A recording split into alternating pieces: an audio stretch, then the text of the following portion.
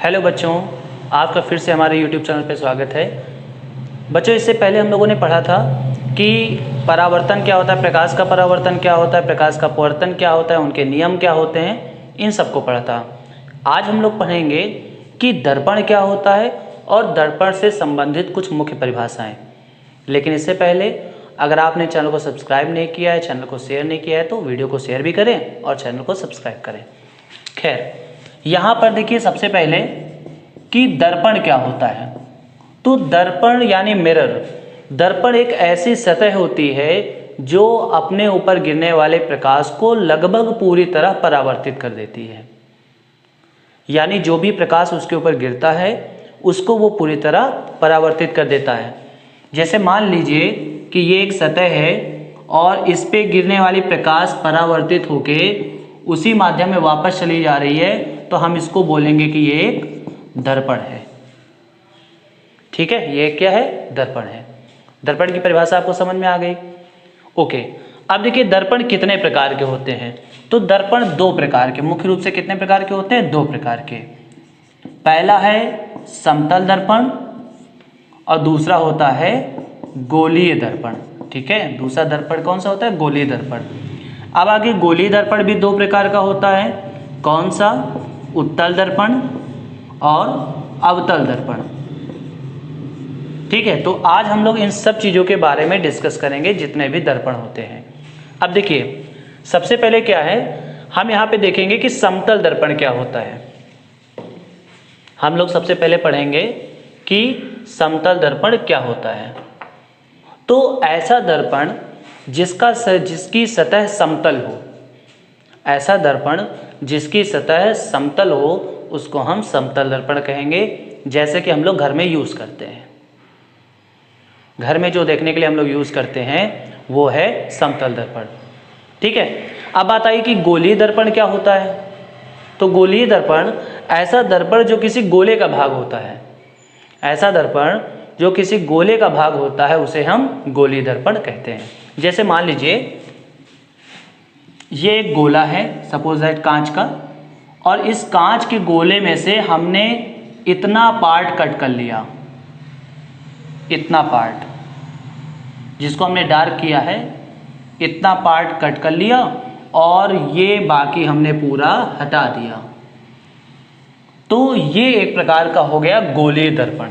बात समझ में आ गई? चलिए हम इसको डॉटेड बनाए दे रहे हैं, लेकिन बस आपको ये समझना है कि ये हो गया गोलीय दर्पण। ठीक है, अब देखिए यहाँ पे गोलीय दर्पण में जब भी प्रकाश परावर्तित होता है तो उसके लिए पीछे एक पॉलिश की जाती है। अब पॉलिश किस सतह पर करना है ये इस बात पे डिपेंड करता है कि हम इसे अवतल दर्पण बनाना है कि उत्तल दर्पण बनाना है।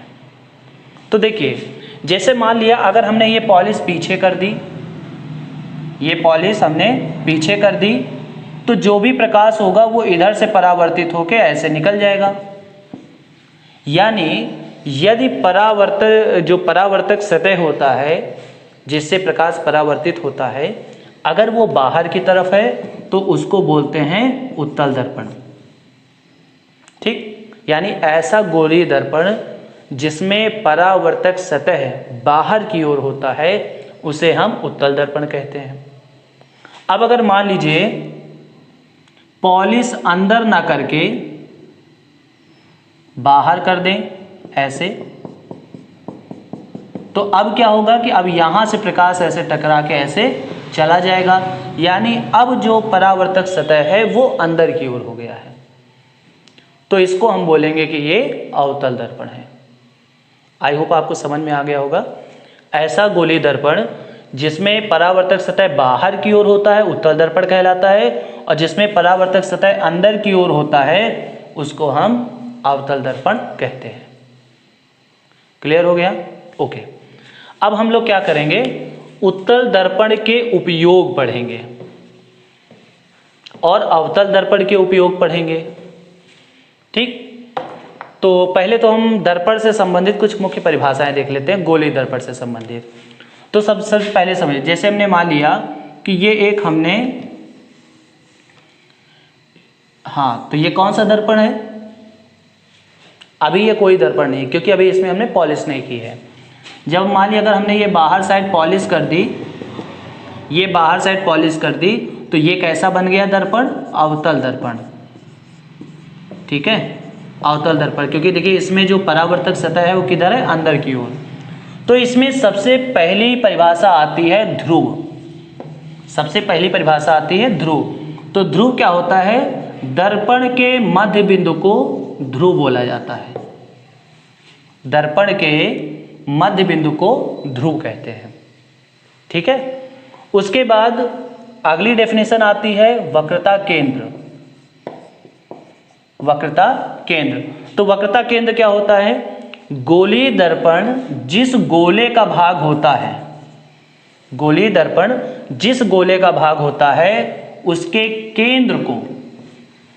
केंद्र को वक्रता केंद्र कहते हैं। और इसे किससे प्रदर्शित करते हैं? कैपिटल सी से।